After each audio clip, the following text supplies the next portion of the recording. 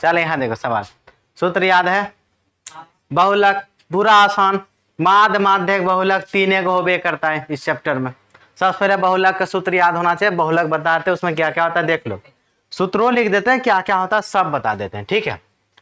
तो सबसे पहले इसको लिखने दो सीधा करके, ठीक है, वर्ग अंतराल को लिख देते सीधा करके, हाँ सीधा करके। तो पहले लिखेगा वर्ग अंतराल, लिखा हुआ है वर्ग अंतराल लिख दिया। उसके बाद बारंबारता, क्या है बारंबारता, बारंबारता को अंग्रेजी में क्या कहते हैं एफ से, यानी फ्रीक्वेंसी, फ्रीक्वेंसी हो गया। अब लिखते चलते हैं कौन सी है, वर्ग अंतराल है हमारा 25 से 30 पहला, दूसरा है हमारा 30 से 35, 35 से 40, 40 से 45, 45 से 50 और 50 से 55, ये हमारा वर्ग अंतराल हुआ। बारंबारता लिख लो, 25 से 30 में है 25, उसके बाद है 34, 50, 42, उसके बाद हो गया हमारा 38, उसके बाद 14। क्या कहा निकालने बहुलक। अब बहुलक निकालने के लिए बहुलक का सूत्र आना चाहिए। तो देखो भाई बहुलक का सूत्र क्या होता है, देखो तो हम लिखेंगे कि बहुलक बराबर क्या होता है L plus into F1 minus के F0 बटे, फिर देखो F1 माइनस के F0 ऊपर वाला जो है वही लिखा, फिर माइनस के F2, और ये जो शुरू में जो F1 है ना इसमें खाली 2 चिपका दो और ब्रैकेट को बंद करो, गुना कर दो H, यही होता है बहुलक का फॉर्मूला, इतने चीज। अब यहाँ देख लो उसमें क्या क्या चीज होता है जिसको नहीं आता, यहाँ देख लो जिसको नहीं आता है। ये L बराबर होता है, L को कहते हैं वर्ग अंतराल की निम्न सीमा, क्या कहते हैं वर्ग अंतराल की निम्न सीमा कहते हैं उसको, निम्न सीमा, ठीक है। उसके बाद आ गया F1 होता है क्या बहुलक वर्ग की बारंबारता, बहुलक वर्ग की बारंबारता वो F1 होता है। F0 क्या होता है, तो F0 कहते हैं हम बहुलक वर्ग से ठीक पहले वर्ग की बारंबारता, ठीक है। उसके बाद रह गया तुम्हारा F2, तो F2 हमारा होता है कि बहुलक वर्ग के ठीक बाद की बारंबारता, ठीक बाद की बारंबारता होता है, ठीक है। उसके बाद क्या रह गया तुम्हारा H बराबर होता है वर्ग अंतराल की माप कहो या ऊंचाई कहो, ठीक है, ये इतना चीज होना चाहिए पता।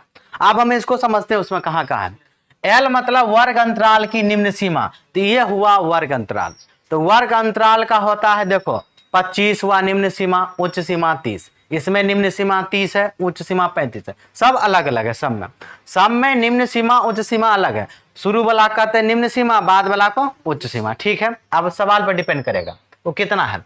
F1 क्या कहा बहुलक वर्ग की बारंबारता, तो बारंबारता देखेंगे ये F में यही ना बारंबारता है, सबसे ज्यादा बार कौन संख्या है 50, यानी सबसे अधिक के लिखा है, कहने का मतलब सबसे बड़ा संख्या सीधा अर्थ में, इसमें सबसे बड़ा संख्या क्या है यही 50। तो ये हमारा हुआ बहुलक वर्ग, क्या हुआ पूरा, ये क्या कहलाया बहुलक वर्ग, यानी F1 कितना हो गया 50, F1 कितना हुआ लिखा हुआ ना F1 बराबर बहुलक वर्ग की बारंबारता, तो बहुलक वर्ग यही है और इसका बारंबारता कितना है 50, तो यानी F1 कहलाएगा 50 हो गया। तो इसको कह सकते हैं हम F1, ठीक।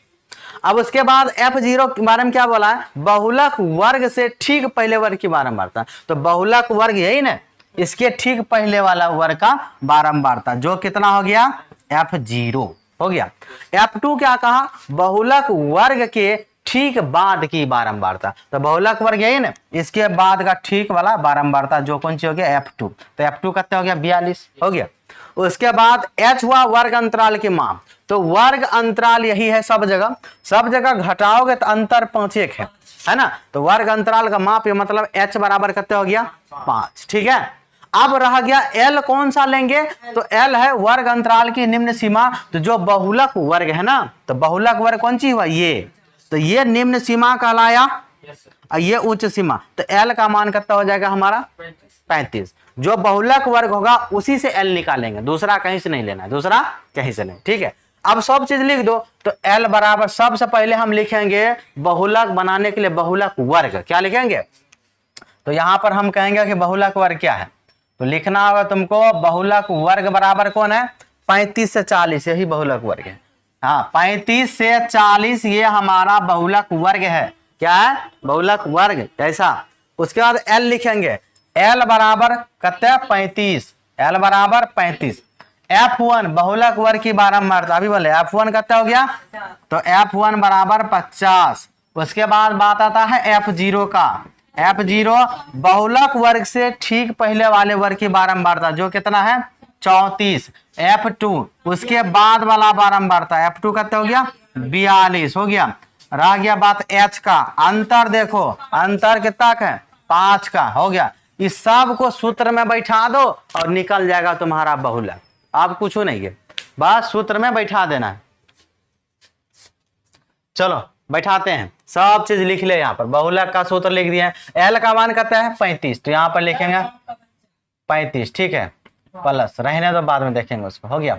F1 का मान कितना है 50, तो लिखेंगे 50 माइनस F0 का मान कितना है 34, लिख दिया 34 बटे 2 गुना F1 का मान कितना है 50 माइनस F0 कितना है 34 और माइनस F2 कितना हो गया 42, फिर गुना किससे करोगे 5 से, हो गया। ये दोनों घटाया कितना आया, तो 35 प्लस ऊपर में हो गया तुम्हारा 16 और नीचा में हो गया 50 दूनी के 100 और माइनस माइनस प्लस का कितना हो गया 76, यानी 76 हुआ जोड़ने से, और गुना कौन सी 5, ऊपर गुना 16 पंचे 80, तो 35 प्लस 80 और नीचा हम घटा के 24, ये कट रहा है ना, तो काट देते 8 से, 8 दही 80 और 8 तिया 24, 8 तिया 24, 8 दही 80 हो गया।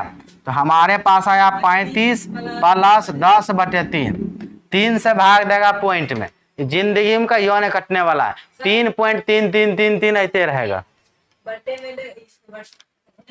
कुछ नहीं करेंगे सीधे काटो, 3.33 पॉइंट के बाद क्या कौन लेगा 2 को काटेगा ना 3, हो गया। अब हमारे पास आ गया 35 प्लस 3.33 जोड़ देंगे, 35 और 3 38, 38.33, 38 पॉइंट बराबर 38.33, ये क्या हुआ हमारा बहुलक आंसर। बटे में नहीं लेना पॉइंट, बहुलक माद माध्यक सब पॉइंट में आता है, बहुत कम में होता है, पूरा संख्या देता है। टिफिन ले का है ना यार, टिफिन ले का है ना, भूख लगा था। देखो त्रिभुज एबीसी और त्रिभुज डीएफ दुगो है, दोनों क्या है समरूप है। हम बता देते त्रिभुज पहले बनाओ, ये त्रिभुज हो गया ए बी सी, और दूसरा त्रिभुज क्या कहा डी ई एफ, दोनों त्रिभुज पहले से क्या है समरूप है, पहले बोल दिया। यदि त्रिभुज एबीसी तथा त्रिभुज डी एफ समरूप है, लिखा है ना, इसका मतलब दोनों त्रिभुज क्या है समरूप, लिखेंगे दिया गया है, दिया गया है, क्या दिया है कि त्रिभुज ए बी सी, इसको कहते हैं समरूप, क्या कहते हैं समरूप, त्रिभुज किसके साथ डी ई एफ के साथ, हो गया। ए बी बराबर 1.2 सेंटीमीटर, यही ने भी है 1.2 सेंटीमीटर, ए बी बराबर 1.2 सेंटीमीटर हो गया। डीई 1.4, ये डी है, ये हुआ हमारा 1.4 सेंटीमीटर, तो यहां लिखेंगे डीई बराबर 1.4 सेंटीमीटर। आगे क्या कहा त्रिभुज डी, हाँ ये छुट्टी हो गया, त्रिभुज एबीसी और त्रिभुज डीईएफ के क्षेत्रफल का अनुपात निकाल लिया। मतलब हमको निकालना है त्रिभुज एबीसी यानी किसका क्षेत्रफल है ना, तो एरिया ऑफ त्रिभुज एबीसी अनुपात का मतलब बटे एरिया ऑफ त्रिभुज डीईएफ का अनुपात तुमको बताना, यही बताना क्षेत्रफल का अनुपात। तो भाई तो तुमको पता होना चाहिए सबसे पहले इसका एक प्रमेय होता है कि अगर दो त्रिभुज समरूप है, क्या है, दो त्रिभुज समरूप होता है तो उसका क्षेत्रफल का जो अनुपात होता है उसके संगत भुजा के वर्ग के अनुपात के बराबर होता है। बराबर होता है, छुच्छे बराबर नहीं होता है। हाँ, यहाँ पर लिखना कि हम जानते हैं कि, क्या जानता है, क्या जानता है, हम जानते हैं कि यदि दो त्रिभुज समरूप हो तो उसके क्षेत्रफल का अनुपात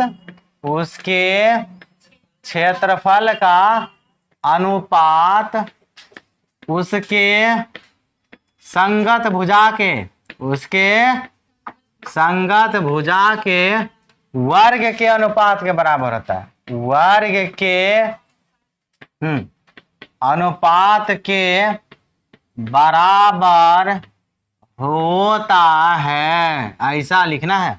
इसका मतलब क्या होता है, लिख के दिखाते हैं। इसका मतलब हुआ एरिया ऑफ त्रिभुज ABC, हाँ, इसका अनुपात एरिया ऑफ त्रिभुज DEF बराबर होगा किसके साथ, इसका संगत भुजा का वर्ग। अब इसका संगत भुजा देखो भाई, AB का संगत भुजा क्या होगा बता, AB का संगत भुजा कहलाएगा D, इसका D, दोनों का वर्ग हो गया, बराबर BC का संगत भुजा EF, BC का संगत भुजा तो BC का वर्ग अब बटे EF का वर्ग, ये भी बराबर होता है। उसके बाद बचा AC का संगत भुजा DF, तो AC का वर्ग हो गया और बटे तुम्हारा DF का वर्ग, ये इसके अनुसार से होता है। ठीक, ऐसा पढ़ाए थे जब त्रिभुज का क्षेत्रफल वाला पढ़ा रहे थे त्रिभुज में, तब हम बताए थे ऐसा होता है। ठीक है, तो यहां से जिसका जरूरत होता है बताए थे उसी को लेना है। तो भाई देखेंगे मान किसका है, AB और D का, बाकी को गायब कर देंगे, बाकी को गायब करो भाई, है ना। AB का मान है, D का मान है, इसका संगत है, इसका मान दिया है तो अपने निकल जाएगा। तो लिखेंगे अगला स्टेप में जिसका जरूरत है, एरिया ऑफ त्रिभुज ABC हो गया और बटे एरिया ऑफ त्रिभुज DEF, तो किसके बराबर होगा सवाल के अनुसार, AB का वर्ग और बटे DE का वर्ग, किसका, हाँ DE का वर्ग, बाकी से कोई मतलब नहीं, जिसका वैल्यू निकालना उसी को लिए। AB की जगह AB का मान रखो, DE की जगह D का मान, AB का मान हुआ 1.2, DE का मान हुआ 1.4, तो लिखेंगे एरिया ऑफ त्रिभुज ABC बटे एरिया ऑफ त्रिभुज DEF बराबर AB का मान कितना है 1.2, तो यहाँ लिखेंगे 1.2 का वर्ग और DE का मान कितना है 1.4, इसका भी लिखेंगे वर्ग, हो गया। तो 1.2 का स्क्वायर करो मतलब 1.2 गुना 1.2, दो बारी, 1.4 का मतलब 1.4 गुना 1.4, दो बारी कर लेना है।